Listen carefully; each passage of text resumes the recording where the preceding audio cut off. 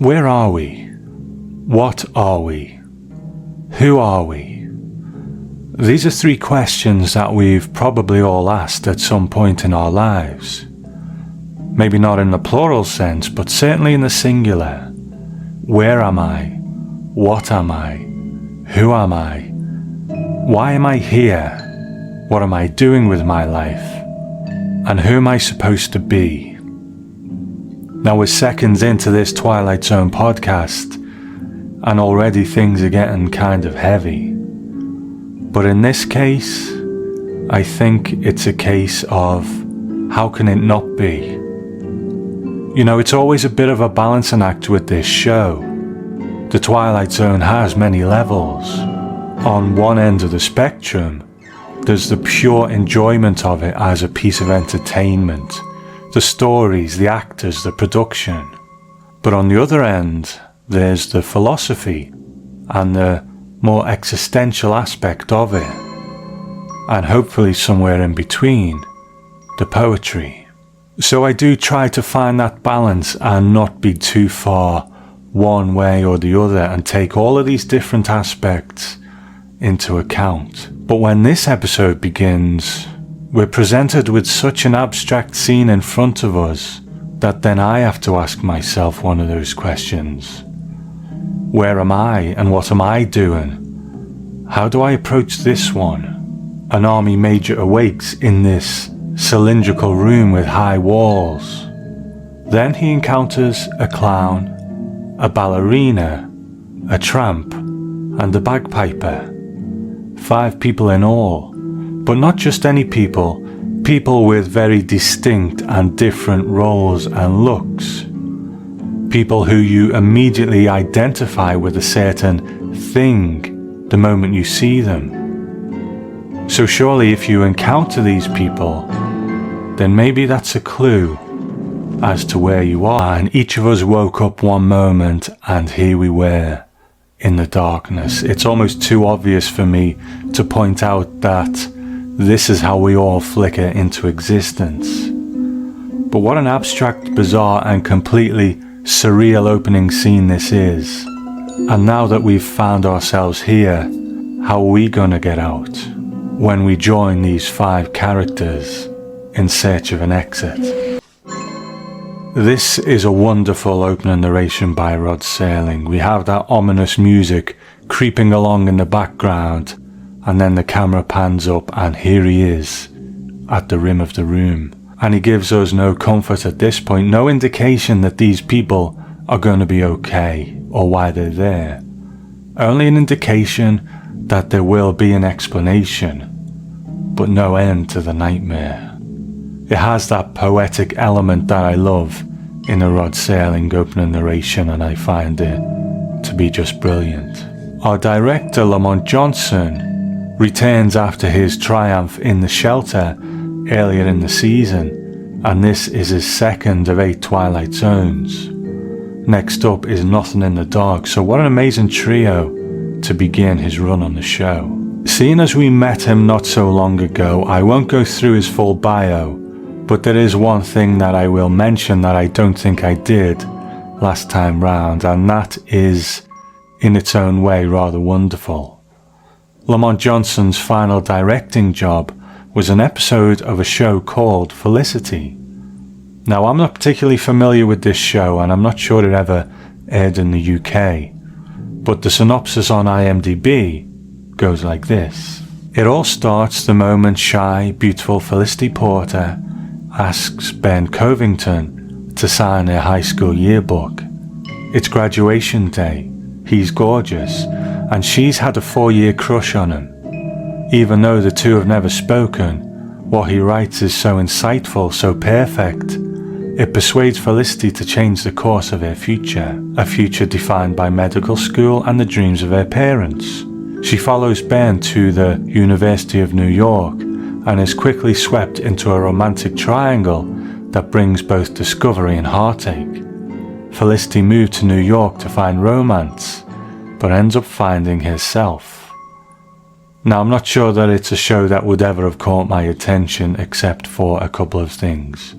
One of the creators of the show was J.J. Abrams, who of course has gone on to become an A-list presence in the movie world and, as we know, is a big Twilight Zone fan. But in the year 2000, Abrams wrote an episode of Felicity called Help for the Lovelorn. And rather like the gimmick episodes I spoke about in the last episode, the gimmick this time round was that it was staged like an episode of The Twilight Zone, and the director was Lamont Johnson. Witness Felicity Porter. In many ways, your typical 19-year-old college sophomore. Studious, dedicated, kind. Felicity Porter, who serves coffee and pastries to nameless patrons. Patrons who, until today, haven't had the particular talent of glancing at her face and reading her mind. Felicity Porter, making a phone call that will change her life forever. Now, I watched this episode and it is a very affectionate homage to The Twilight Zone. It's completely in black and white with Twilight Zone-esque music and nods to several Twilight Zone episodes like What You Need and of course 5 characters in search of an exit. Considering that the episode we're speaking about tonight is considered such a classic, it is, I think, quite nice that he was brought back for this by J.J. Abrams, and kind of fitting that it was his last work as well before he passed away. But back to our episode, the Major is trying to find a way out of the room in which he's been trapped. Having the Major as the introductory character was a smart move because I think we as an audience see a military man and we automatically think of him as level-headed and probably dependable, not prone to flights of fancy. If we had been maybe introduced to the clown first, I don't think we'd have started with our feet on the ground.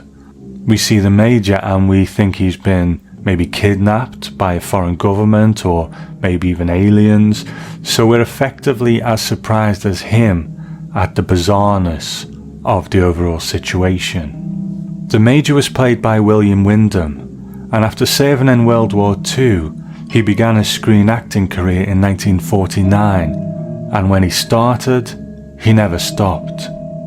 He was a very busy actor and he was in so many of the high-profile television shows that went on during his lifetime, things like Columbo, Quincy, The Incredible Hulk, the list just goes on. And looking down his bio, he seemed to be someone who would jump from show to show rather than taking a long time in a recurring role. But there's so many in the list that it's possible that he may have done.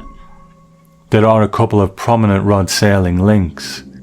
Apart from appearing in The Twilight Zone again in the episode Miniature, he played the president in one of the better Planet of the Apes sequels, Escape from the Planet of the Apes.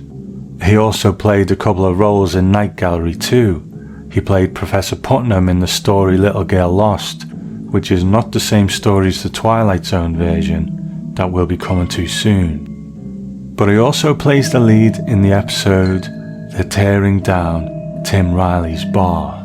Now, if you know Night Gallery, you will know that this is probably one of the most highly regarded episodes, and I always think of it as the third part of Rod Serling's Man in Midlife Crisis trilogy, along with Walking Distance and A Stop at Willoughby. Now, I prefer the 2 Twilight Zones overall, but I really do like They're Tearing Down Tim Riley's Bar too, and it's fascinating to see Serling during this later period going back to this theme again that he went to in the Twilight Zone. In this, I think Wyndham is pretty much pitch perfect as the level-headed soldier thrust into this bizarre situation, and he really gives us that footing and that purchase, that base to build the rest of the story on. We can experience this with him as the one we identify with.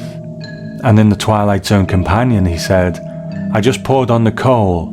You try to make it undoll-like as long as you can," which isn't hard to do because they're all sort of strange people. If you recall at the end of the last episode when I handed over to Rod Serling to find out what episode was next, he really kind of talked up the ending to this one. There seemed to be a confidence there, as if to say, not only will you be blown away by it, but I don't think you'll ever guess it. And so confident is the episode itself that at one point the characters even trot out a list of possible explanations, which likely would have been used in several stories in the past and would be used again in the future. Conceivably be used at the end of this and have been used in other stories, even other Twilight Zones. But what about this story? Where did this one come from? I mentioned earlier that it was based on a short story by Marvin Petal, and I would have dearly loved to get my hands on it to read it, but I believe that it went unpublished, probably because it was bought for the Twilight Zone. In Unlocking the Door to a Television Classic, Martin Grimes Jr. quotes Marvin Petal, and he says, "I attended a Democratic rally held at the home of Robert Ryan. That was 1960, I guess, and it was for the Democratic Party in general. I knew Rod Serling was going to be there, so I typed a synopsis about 4 or 5 pages called The Depository, and wrote the whole scenario on speculation, mostly with dialogue. I approached Serling at the party and said, listen, I have a story that I think would make a great script for the Twilight Zone. Serling said, well, submit it to my producer Buck Houghton. So I did, and they said, okay, we'll buy it, but Rod wants to do the script, which I believe paid about $2,000. I was paid only $250 and no residuals. As many times as that episode has been rerun on television, I regret not getting any residuals." So that's where the story came from, but as we know, it didn't keep the name, The Depository, and Martin Petal explains why. He said they changed the title of the original story because, as they explained to me, they felt it sounded too much like suppository. Rod kept the story pretty damn close to how I had it. I believe he took out one character, but it was pretty much the same as I'd written it. So then the title became 5 Characters in Search of an Exit, which is inspired by Luigi Pirandello's stage play from 1921 called 6 Characters in Search of an Author, and the plot of the play goes like this. An acting company prepares to rehearse the play Mixing It Up by Luigi Pirandello. As the rehearsal is about to begin, they are unexpectedly interrupted by the arrival of 6 strange people. The director of the play, furious at the interruption, demands an explanation. The father explains that they are unfinished characters in search of an author to finish their story.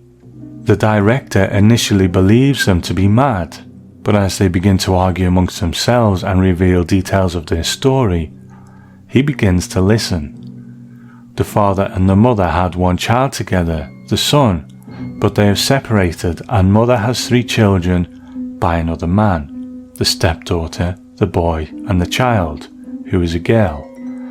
The father attempted to buy sex from the stepdaughter, claiming he did not recognize her after so many years, but the stepdaughter is convinced he knew who she was the entire time. The mother walked in on the father and the stepdaughter shortly after the father's proposal and informs the stepdaughter that he is her ex-husband. They both express their disgust and outrage. While the director is not an author, he agrees to continue their story despite disbelief among the jeering actors. Now the final act of the play begins in the garden, and it's revealed that there was much arguing among the family members as the father sent for the mother, the stepdaughter, the child, the boy and the son to come back and stay with him. The son reveals that he hates the family for sending him away and does not consider the stepdaughter or the others part of his family. The scene ends with the child drowning in a fountain, the boy committing suicide with a revolver, and the stepdaughter running out of the theatre, leaving the son, the mother and the father on stage. The play ends with the director confused over whether it was real or not, concluding that in either case, he lost a whole day over it. And I kinda lost a whole day reading that synopsis, but I think it might just seem that only the name bears some similarity. Perhaps there is this aspect of a fictional character's point of view only being fiction if you are outside of that, and the character themselves, well, to them, it's just their point of view. Now, I'm not sure when the term meta was actually originated. It is used quite regularly these days, but that certainly has that aspect to it. And the story seems to feature characters who are who they are because they were created that way. Now, Rod Serling promised us clues, and perhaps this is one of the biggest. They not feel hunger, thirst, tiredness, and so on. Well, we'll get to that, of course, but in our cast, the main speaking parts go to the Major, the clown, and the ballerina.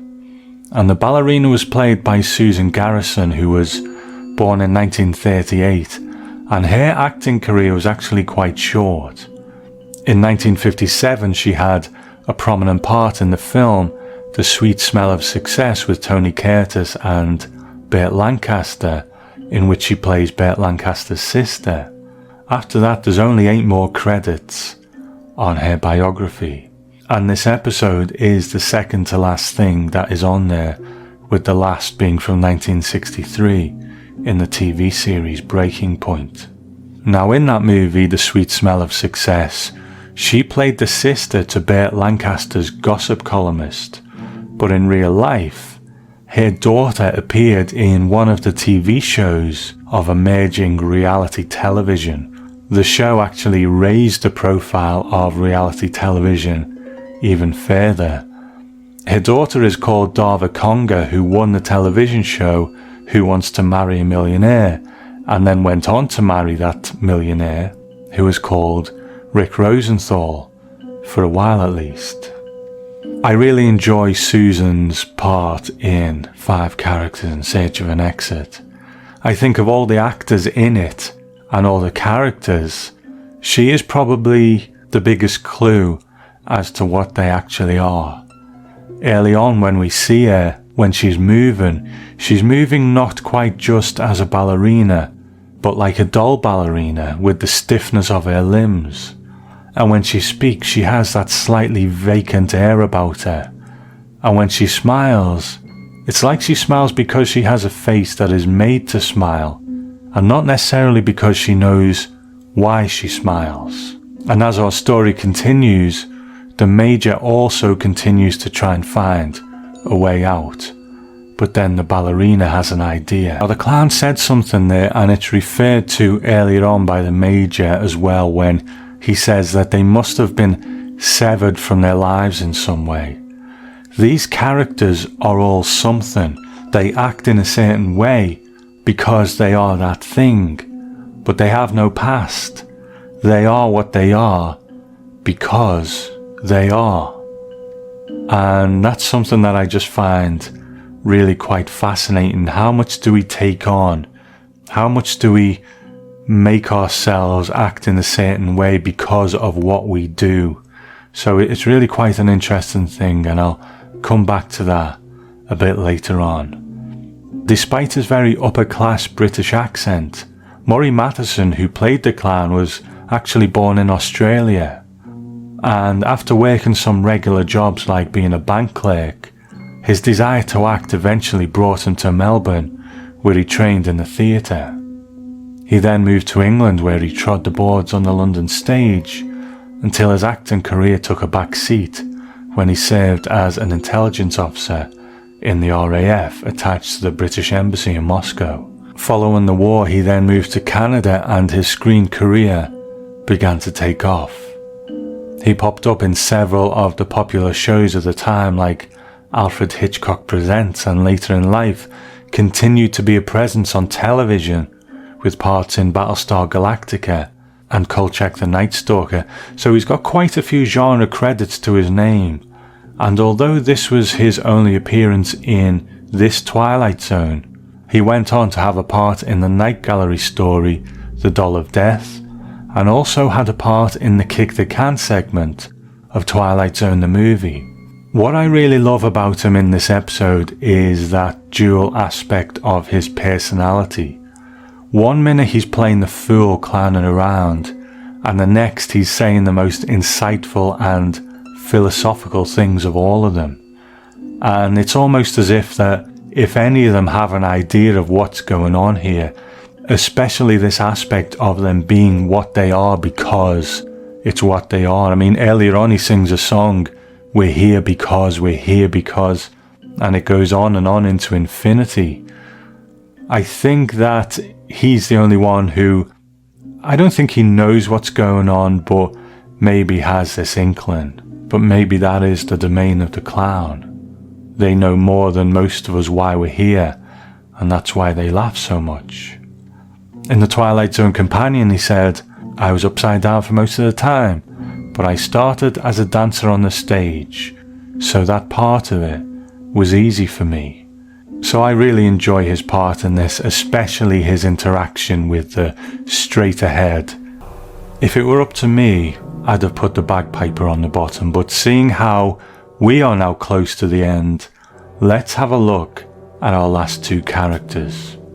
Kelton Garwood played the tramp, and he was born in 1928, so would have been in his 30s by this point. In early life while at university, he would appear in plays and work as a magician, and then went on to study acting in New York.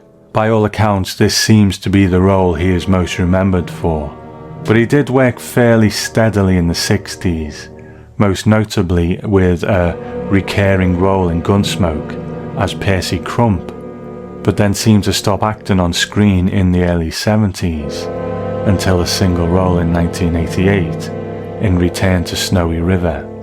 Sadly, Kelton died young at the age of 63. And our last character is the bagpiper played by Clark Allen, and he only actually has 4 screen credits to his name. He was in the shows Peter Gunn and Michael Shane, and in those shows he's only credited as guitarist. And then there's the Twilight Zone where he's the bagpiper, and then only one more credit in 1963 in a show called Channing, and there isn't even a name attached to whatever character he played in that. When we see a bio like this, I think it's easy to maybe assume that maybe he had a failed acting career or something, but I think the truth of it in this case seems to be that Clark Allen had a lot more going on in his life, and he seemed to want to do different things.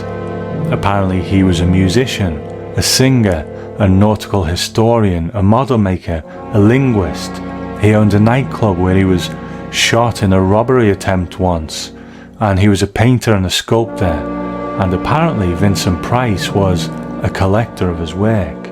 Clark Allen passed away in 2008, and the artist Nathan Fowke said of him, he was a delightful man and a favourite subject for local artists, especially me. I started drawing and painting Clark in 1992 when I first moved to LA, and I've been working with him on and off ever since. I have stacks of drawings and paintings of him. He lived a more colourful life than many of us can hope for.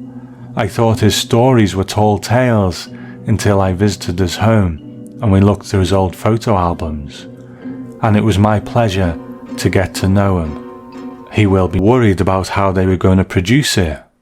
The vertical climb was a challenge for them, but I suggested they build half of the huge container and make it horizontal, and that's how they shot it. I wasn't on set when they filmed it, but they took my suggestion and went with it. I never saw Serling before that party, and I never saw him since. So that's how it was done. This half-tube barrel was built at MGM, and they used a combination of stunt performers and the actors in close-up to achieve the effect. And William Wyndham said, I also remember how the entire set was constructed so it could be tilted. In the scene when we stand on each other's shoulders, the tube was tilted so we wouldn't hurt each other. Now in the Twilight Zone Companion, Lamont Johnson said, it was like a theatre experience, like working on a unit set in a theatre, and I've done a lot of theatre, so it didn't hold any particular problems for me. The barrel was 2 different sets. One was vertical, the other was horizontal or at an angle, so that we could cant it and make it whatever angle we felt we needed for the camera. So with it being quite a unique set, it would pose its own problems for the cinematographer, George Clements, and in the Twilight Zone companion, he says, "It was a round aluminium set that we just kept moving around, and I could not use direct lighting. I used what we called indirect lighting, reflected. I had a great big sheet that was treated so as to reflect light." And in the great tradition of Forbidden Planet and the Twilight Zone, the set would later be used in various ways in productions of The Outer Limits and again in Twilight Zone in the episode No Time Like the Past. Now, despite their first effort failing, the characters persevere, and this time the Major makes it over the rim. Well, what's there? Major is a doll. They're all dolls, and the little girl who picks them out of the snow is Mona Houghton, the daughter of Buck Houghton, the producer, and apparently she was so nervous about her scene that her dad walked around the set until she was so tired that she couldn't be nervous anymore. So the Major is placed back in the barrel, and the ballerina sheds a tear. Although these bear the likenesses of the actors, these figures that are in the barrel now, they're not them in makeup, nor are they actual miniature dolls. They're actually mannequins fitted with life-size masks of the actors to achieve this effect, which is actually rather haunting in itself. One anecdote that I've said several times in the show is that my introduction as a child to the Twilight Zone was staying up until 2 in the morning to watch it. And if I think back to that time and place and my idea of the show, this is the first episode that comes into my head. Second is maybe Mirror Image. And what both of those episodes share is a complete lack of an element of judgment or a moral to the story. They're both episodes where the Twilight Zone is doing something for a reason that we just don't know. In Mirror Image, it's a frightening situation having a doppelganger trying to take over your place in life.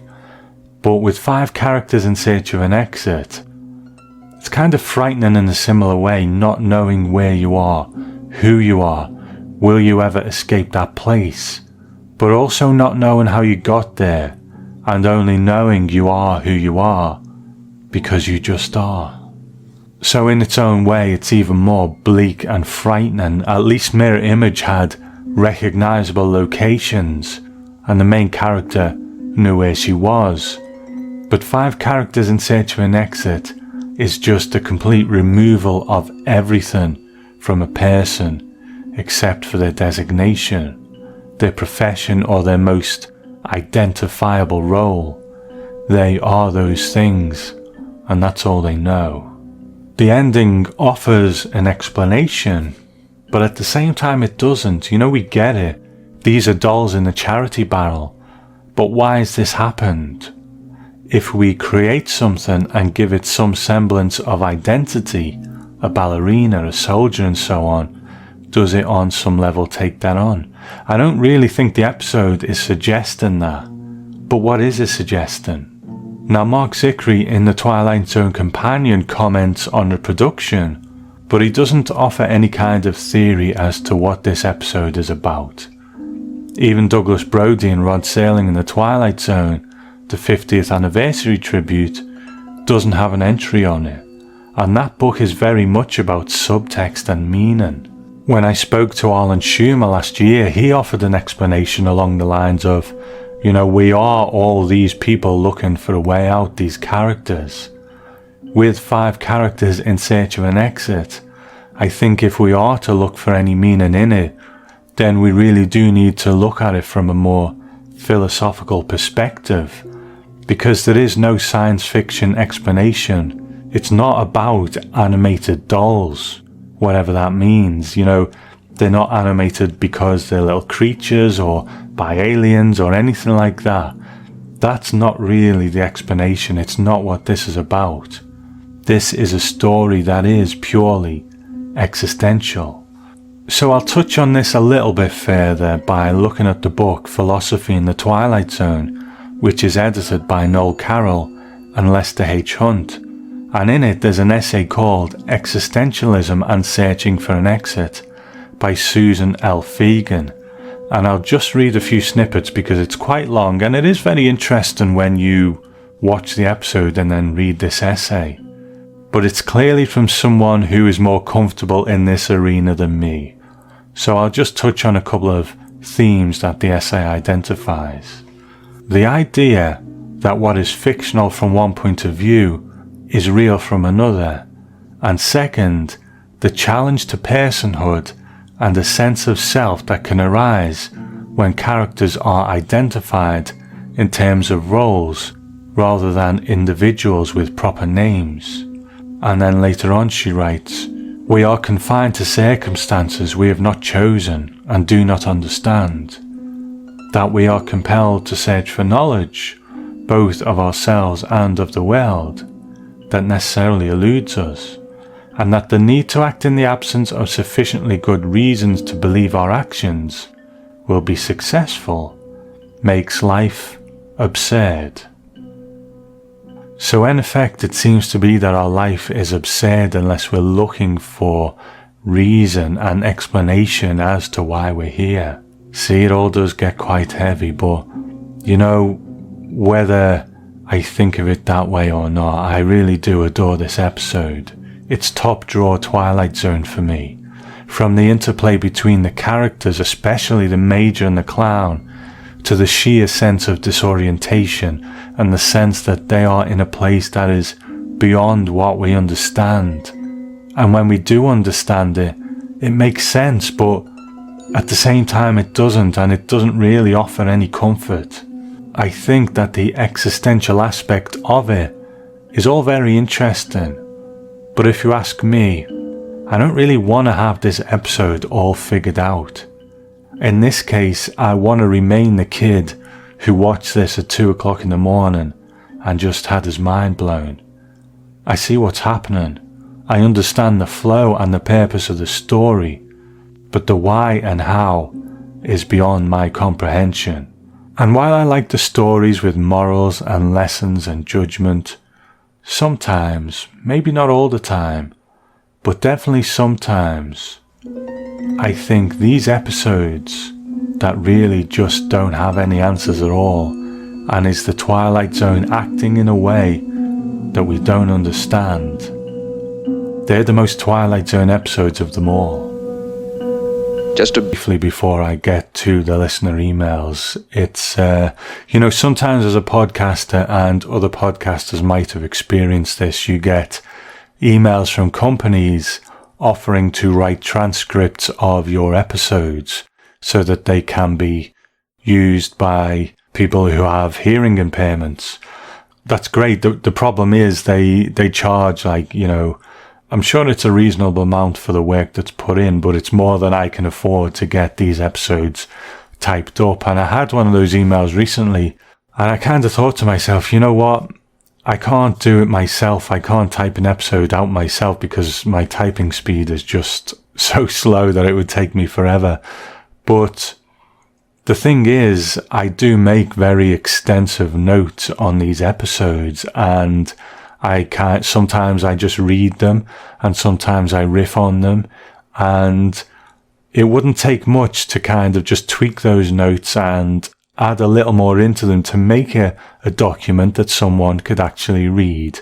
And while they won't get the atmosphere of the Twilight Zone podcast that I look to create in terms of the music and the effects and so on, they can still get the content, and hopefully that will be enough for someone to be able to enjoy it, because obviously some fans of the Twilight Zone are deaf as well as people who aren't deaf. So to be able to bring those people in to enjoy the show, at least in some way, I think is a really great thing. So I've tried it this time, and if you look on the website in the show notes, there is a link to a transcript of this episode using those notes and maybe embellishing them a bit more. And those notes do include the listener emails. So, it's a new world for me. I don't know I don't know where there's a directory of podcasts that do this so that people can look them up, look up the stuff they're interested in. I don't know whether there's a better way of delivering this to people, but I will start to do that and, and see how it goes, see whether there's any pickup on it for people who do. So in the show notes of this episode is a link to that transcript, and hopefully it will get to some people. And if you know anyone who might enjoy it, then please do let them know. And I'll figure that out, if there's a better way of doing it, and so on as we go along. But for the moment, let's have a read of some listener emails submitted for your approval.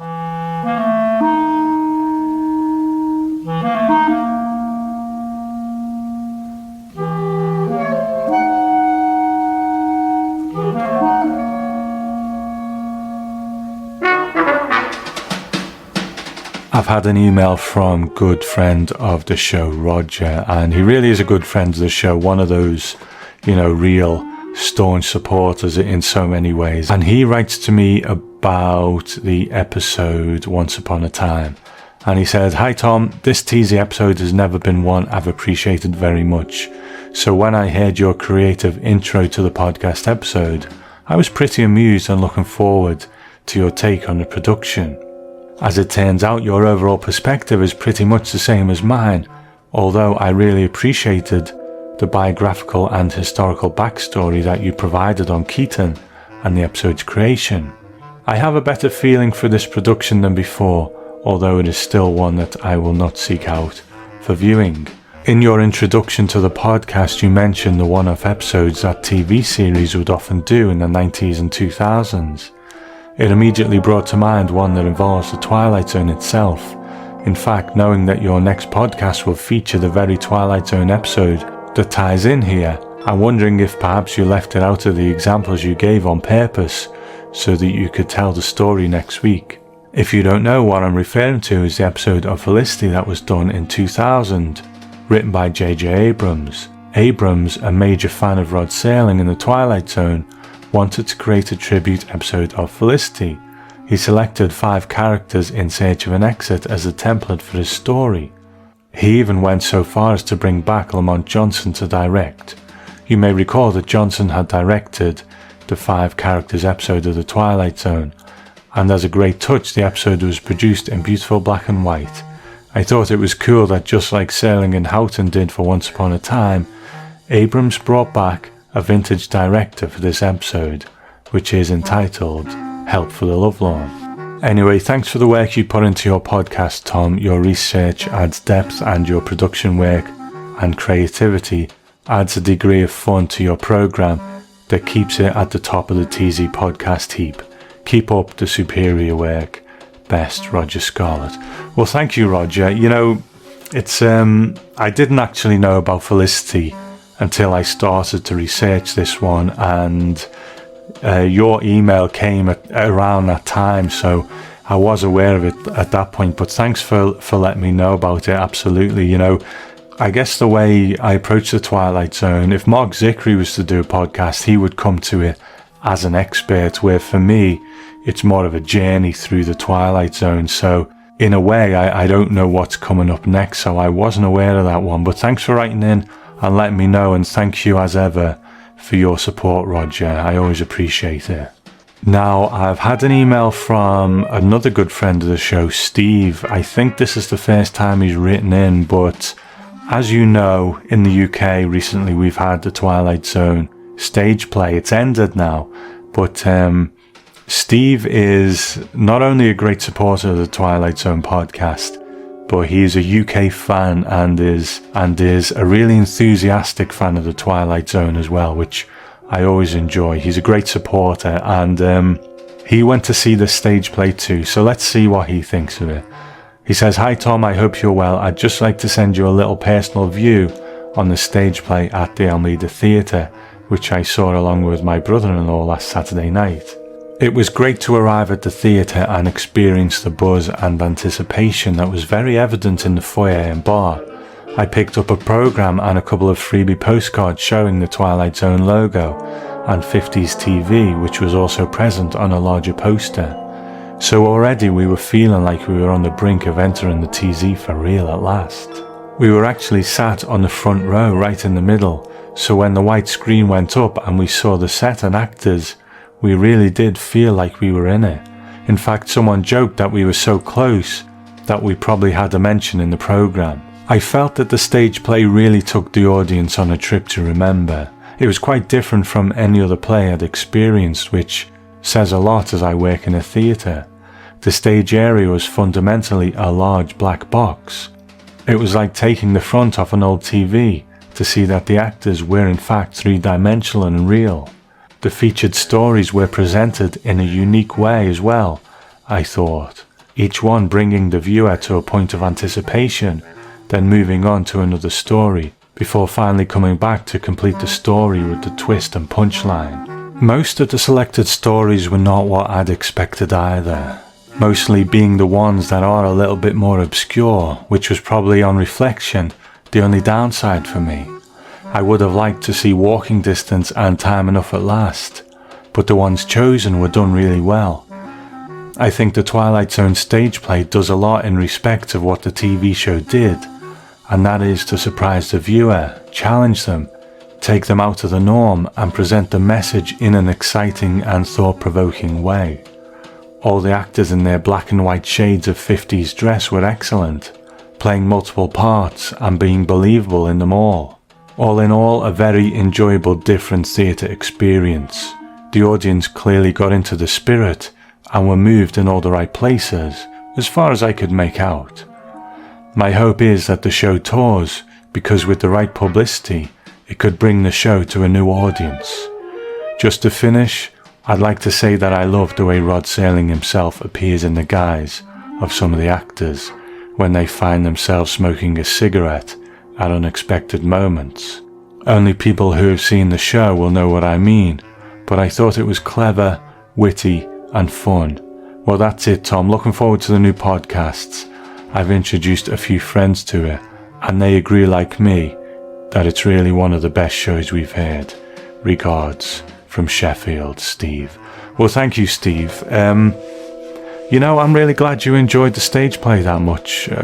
I think when I've spoke about it, I hope my misgivings about a couple of things haven't overshadowed it or, soured it for anyone, because I really think in a lot of ways it was a great production, and I wish I'd have got to see it twice. I think if I'd have went back with, an expectation of what it actually is rather than maybe what I hoped it'd be and that kind of thing, I probably would have just sat down and enjoyed it. But I'm really glad you got a kick out of it, and I hope it tours too. I hope it goes to other parts of the country and overseas and so on. That would really be a great thing. So thank you, Steve, and thanks as always for your support and your enthusiasm for the Twilight Zone. Us UK people, I think we really need to shout about it as much as possible, because in the US it's on the marathons and so on, and I think they probably have it on throughout the year, but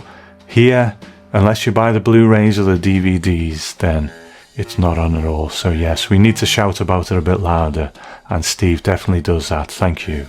I've had an email from friend of the show, Rob, and he says, "Hello Tom, I'm a long-time listener and consider myself a friend of the show. My life has taken many turns lately, so it's been over a year since I've emailed. However, I've tried to keep up to date on your show and finally caught up. I wanted to comment on the 2 previous episodes, starting with the jungle. While John Denner did a fine job with what he had to work with, I was not a big fan of the episode. I didn't feel that there was much story there, and the ending was a bit disappointing. In the beginning, the character of Alan Richards scolds his wife for believing in protective tokens. In the next scene, he is lecturing the other businessmen about the reality of jungle magic and revealing their own superstitions. There was no evidence that he was aware of this hypocrisy, and it made his character confusing. I also found the final act, which consisted of him darting his eyes around at stock sound effects, to be a bit silly. The brutality of the last scene with the lion racing towards him was shocking, especially considering it was 1961. In my opinion, this saved the episode." That's a shame you didn't get on board with that, Rob. I think quite highly of the episode, as you hear.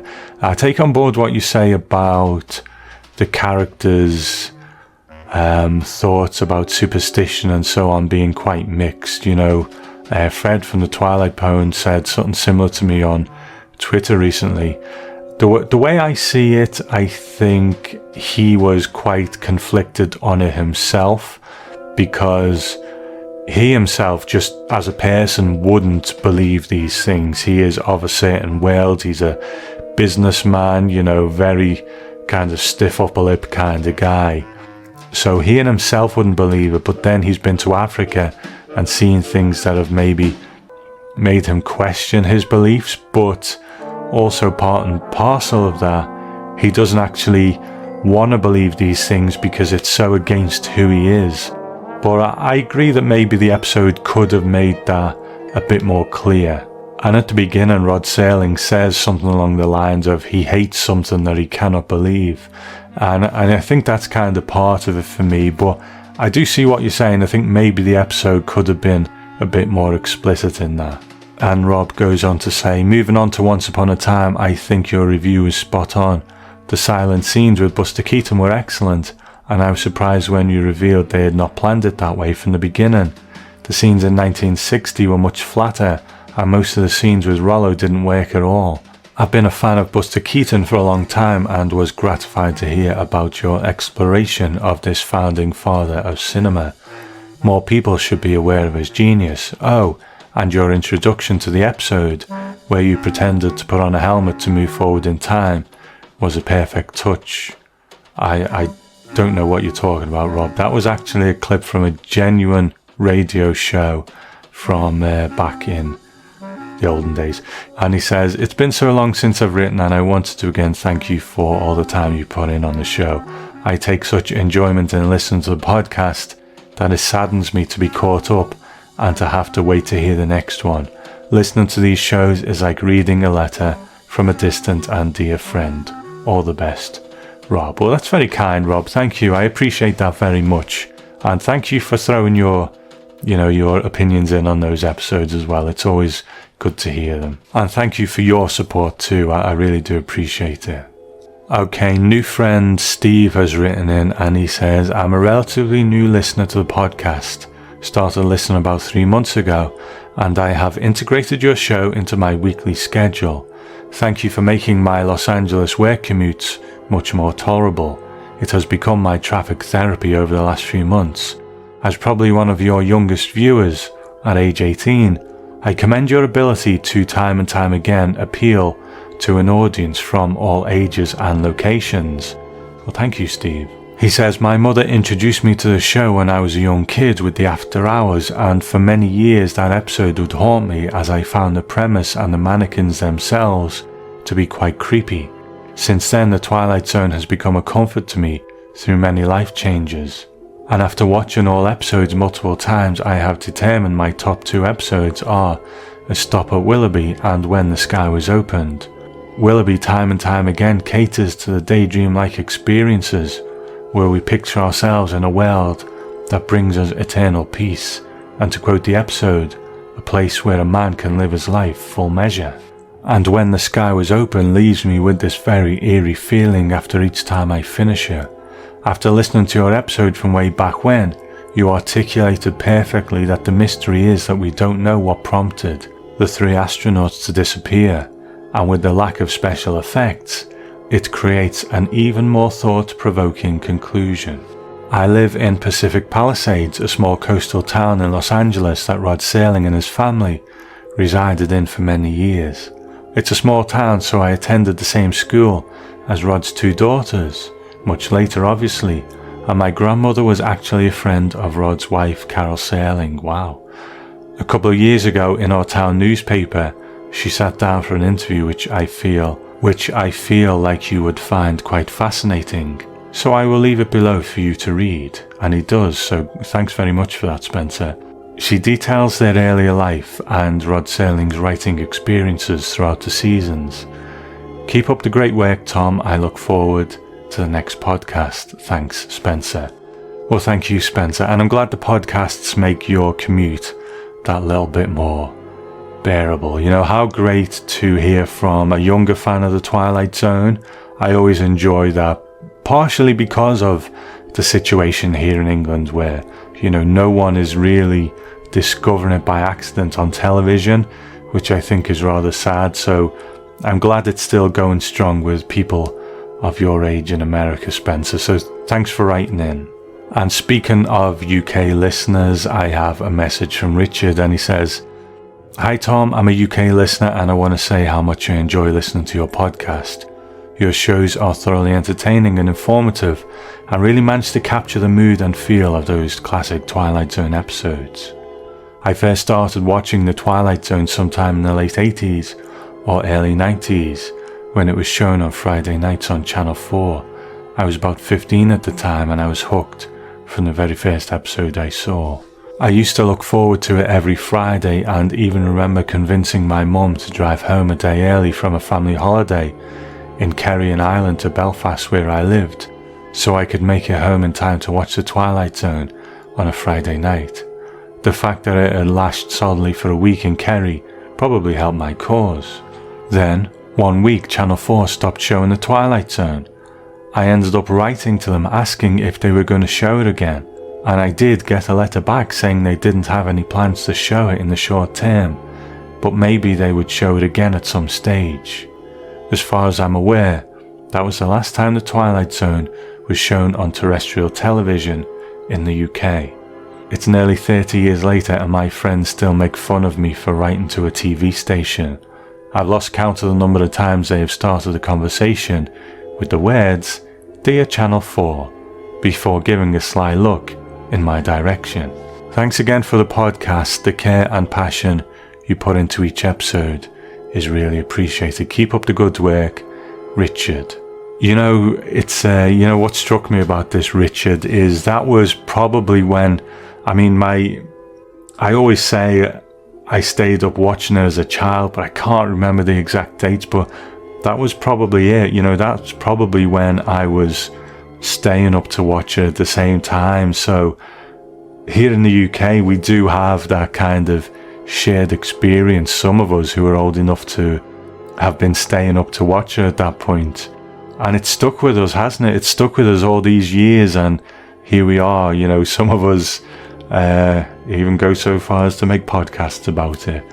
But what a great thing that staying up and watching the Twilight Zone has stayed with us all these years, even if your friends do make fun of you about it. So thank you, Richard. Thanks for writing in. Now I have one more piece of feedback, and it's an audio clip, and I don't get enough of these. I always enjoy them. Emails are great, don't get me wrong, and I enjoy them too, but I like hearing the voices of people who listen to the show, especially when they're from overseas and that kind of thing. It still blows my mind how many people listen to it and where you're all from. But this one's a bit special. I recognise one of the voices as my podcasting buddy Brandon, who's been on the show back at the end of season 2, and he also did an episode of Twilight Zone Aftermath with me over on Patreon recently, but he's joined by someone else as well, so let's have a listen. Hi Tom, this is Brandon. And this is Aubrey. And we just finished watching 5 Characters in Search of an Exit, and I think Aubrey really enjoyed the episode. What did you think, Aubrey? I love it. I especially like the end because the ballet dancer cries and her arm moves. I wonder how the arm moved. Yeah, I wonder as well. So, Aubrey, a story like this, once you know the ending, what do you think about the rest of the story? Does it make sense knowing that these were all dolls the whole time? No, because they were moving. How were they moving? Well, it's kind of like Toy Story. Yeah, but Toy Story is like cartoon. So... And it's an adult, and it's... Why were they in the bucket? So the toys were put in the bucket because they were going to be given away as Christmas gifts to kids who didn't have any gifts. So that's what they were collecting toys. Okay. So while the episode was going on, what kind of things were you thinking about in your mind? Where did you think they were? Why do you think they got to where they were before we found out at the end? I think that I actually don't know where they were the first time I saw it, but I did know that they were somewhere bad. Oh, you thought they were in a bad place. Yeah, and they were in a bad place. They could never get out. Yeah. Well, they could, but when it was Christmas and when they were wrapped. Mm-hmm.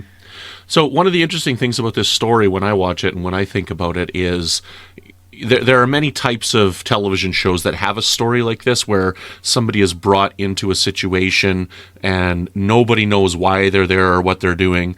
And the last person who gets there is always trying to get out, but the rest of the people who've been there for a while have kind of resigned themselves to the fact that they're trapped and they've given up on how to get out. And it's this new person coming into the story that helps them to get out. There's a Star Trek The Next Generation episode like this called Allegiance that I think about. And there's many others. It's kind of a story that's happened in a lot of shows. So what I like to think about is thinking about these characters who have given up. And why do people give up? So what do you think about the fact that the 4 characters who had been in there previously had given up and decided we can't get out of here? What do you think about that? Because they couldn't get out of there when they were in there a long time, and they know more than the new guy. Mm-hmm. Do you think it's okay for them to have given up, or do you think they should have kept trying? I think it's okay for them to have given up because they didn't have the sword. They didn't have the sword. Okay, and the sword helped them get out. And they didn't have the ideas because they didn't have the sword and they couldn't throw anything over, so they couldn't get out. So you think that they had tried everything, but they just needed that extra person in order to get out. So it was okay that they gave up because with the 4 people they had, there was no way. Okay. Yeah, because do you remember when there was only 4 people because the ballet dancer did something to her knee? That's right. Yep. There was like a mile left. Well, they said it was a mile, but it wasn't really a mile. It was long left. So with the end, with the ending and revealing that these are toys, was that a shocking ending? And what did you think of that ending when it came? The first time it was a shocking ending, and when it was my first time, this is my second time watching it, I was confused why they said we don't feel anything. Yeah, in the beginning. That's right. So how would you rate this? We've watched quite a few episodes of The Twilight Zone together. What we're following along with Tom, going through his episodes one at a time here. What do you think of this episode? Is this one of the better ones, or is this one of the worst ones? This is one of the good ones. The boy with magic is a good one, too. Oh, It's a Good Life. You like that one, the little boy. Yep. Uh-huh. Right on. Excellent. Well, Tom, thank you very much for taking the time to listen to this. This is Brandon in Canada. And Aubrey. And Aubrey. So thanks for the great work on the show. I definitely love listening along, and it gives me a wonderful reason to watch The Twilight Zone with Aubrey together. Thank you very much. Bye! You know, of all the pieces of feedback I've gotten over the years on the show, I think this one maybe is my favourite. I love that Brandon and Aubrey sit down together and watch episodes of The Twilight Zone.